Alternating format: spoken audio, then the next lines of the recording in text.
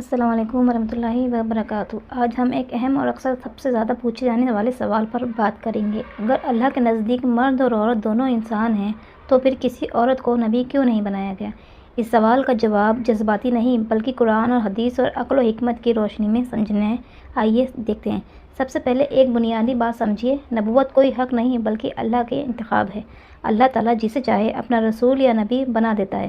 قرآن میں اللہ فرماتا ہے، اللہ بہتر جانتا ہے کہ اپنا پیغام کس کو دینا ہے، یعنی نبوت کا فیصلہ اللہ کی حکمت پر مبنی ہے، انسانوں کی خواہش پر نہیں۔ اب سوال ہے کہ اللہ نے تمام نبیوں کو مرد ہی کیوں بنایا؟ قرآن اس بات کو واضح کرتا ہے، اور ہم نے تم سے پہلے بھی مردوں کو ہی رسول بنا کر بھیجا۔ سورہ یوسف میں اللہ فرماتا ہے، اور ایک اور جگہ فرمایا، ہم نے آپ سے پہلے بھی صرف مردوں کو ہی رسول بنا کر بھیجا۔ سورہ النحل۔ قرآن کے مطابق جتنے بھی رسول بھیجے گئے ہیں سب مرد تھے، لیکن کیوں؟ اس کی حکمت سمجھیے۔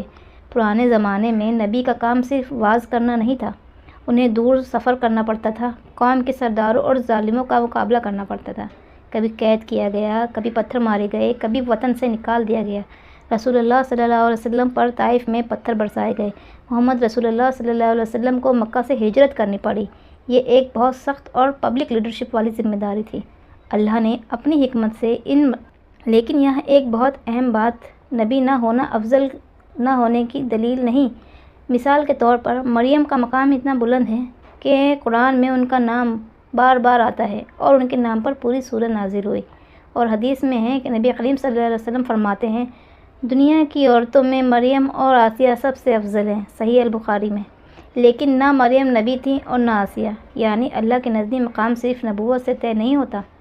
اسی طرح نبی صلی اللہ علیہ وسلم نے فرمایا، بہت سے مرد کمال تک پہنچے لیکن عورتوں میں مریم بنت عمران اور آسیہ بنت مزاحم کمال تک پہنچیں، صحیح بخاری سے۔ اب ایک اور لاجیکل بات سمجھیے، اسلام ہر ذمہ داری ہر شخص کو نہیں دی گئی۔ ہر نبی رسول نہیں تھا اور ہر صحابی نبی نہیں تھا۔ ہر انسان خلیفہ نہیں بنا۔